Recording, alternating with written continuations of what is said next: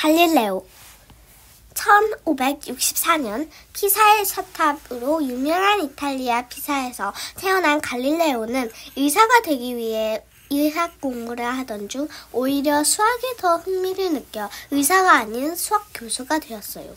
그 무렵 갈릴레오는 예전부터 믿어온 물체의 무게에 따라 떨어지는 속도가 다르다라는 운동 법칙에 맞서 무게와 상관없이 모든 물체가 떨어지는 속도는 같다라는 새로운 주장을 펼쳤어요.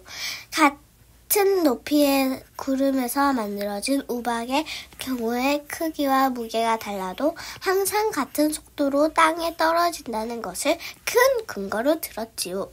갈릴레오가 자신의 주장을 증명하기 위해 여러 사람이 지켜보는 가운데 피사 사탑에 올라가 직접 무게가 다른 쇠공을 떨어뜨리는 실험을 했다는 이야기가 전해지고 있어요.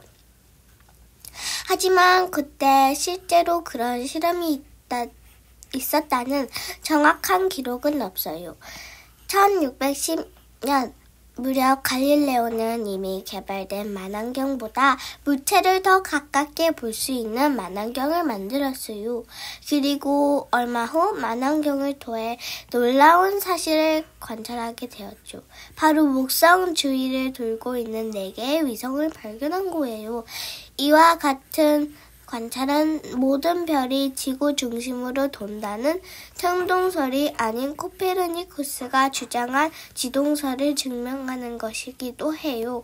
또한 갈릴레오는 달 표면이 여러 산과 산맥으로 울퉁불퉁하다는 것과 태양 주위를 돌고 있는 금성의 모양 변화 그리고 태양에 있는 흑점도 만안경을 통해 발견했어요.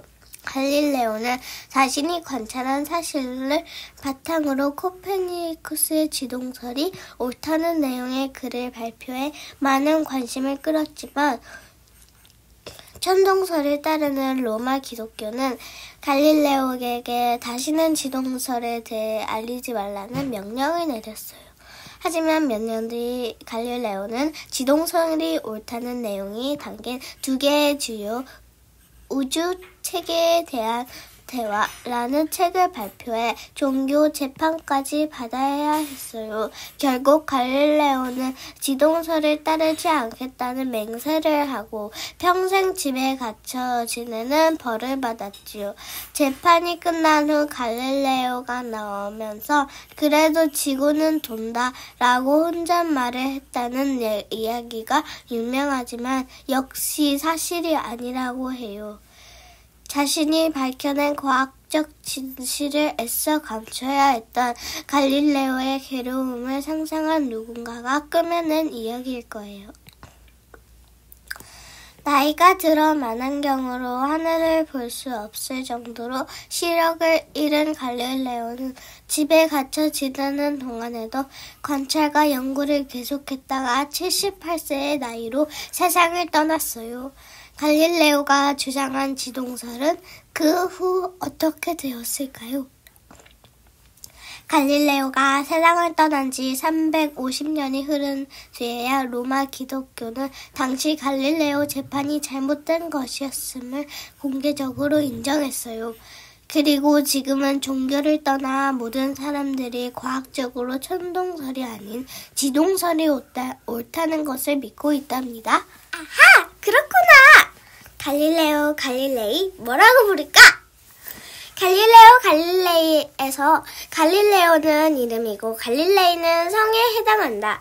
그의 이름과 성이 비슷한 이유는 선아들에게 성과 비슷한 이름을 붙여주는 이탈리아의 풍습이라고 하기 때문이다.